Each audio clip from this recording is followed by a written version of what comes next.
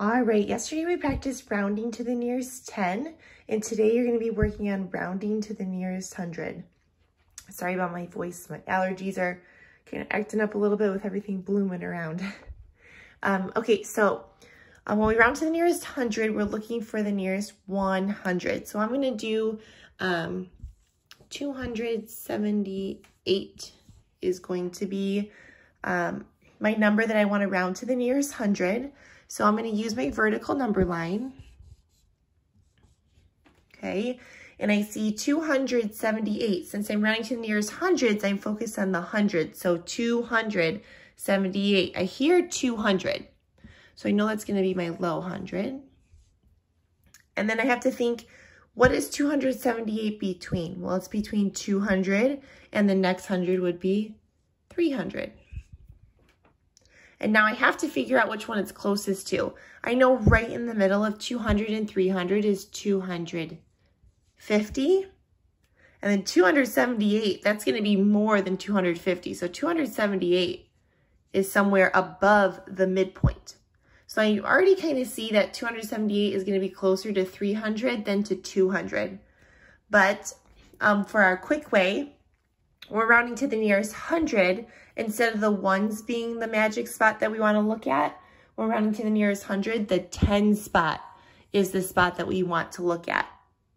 So same rule, 4 or less, round down, 5 or more, round up. It's a 7, so that means it's 5 or more, and it does have the power to round 2 up. So it rounds 2 up to 3, and then you make the rest into your zeros, and it's 300. So 278 is closer to 300 than it is to 200. So if I had like 278 pencils, I could like round it and be like, meh, I got about 300 pencils. I'm not going to say I got about 200 because I don't. I have about 300. It's closer to 300 than it is to 200. Okay, let's do another example.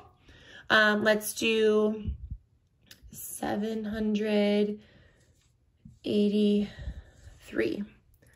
All right, 783, I'm going to do my vertical number line. I hear 700. The one that you hear is always going to be your low 100. Okay, 783. And then I know that it has to be between 700 and my high 100 is going to be 800. That's the next 100 up. So 700, 800. Okay, I know right in the middle is 750, because 700, 750, 800. And then I see 783 is more than 750. So this one too, I can see it's kind of going to be closer to 800 than it is to 700. And then same rule. For rounding to the nearest 100, we look at the 10 spot. So 8 is the number that I'm looking at.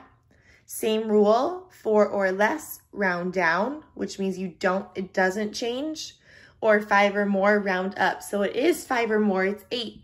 So it has the power to make that 7 into an 8, and then you change the others to 0, and 800 is what 783 rounds to. And then let's do one more where we're gonna round down so you can see the difference.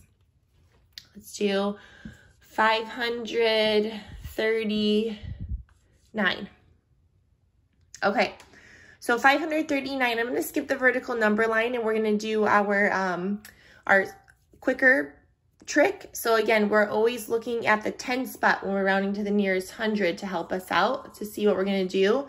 And it's a 3. And we know that 4 or less, we round down, 5 or more, we round up. So 4 or less, it is 4 or less. So 3 does not have the power to change the 5. I'm going to put an X. It does not have the power to make it a 6. So it can't become a 6. It stays a 5, and the rest becomes 0. So 539 rounds to 500. 539 is closer to 500. The next 100 would be 600. It's closer to 500 than 600. All right, that was just a really quick review. I know we did this a while ago, so let me know if you need any help. I'm also going to include another video you can watch at the bottom. Remember, our brains are all different. We all learn differently, so that might help you a little bit more.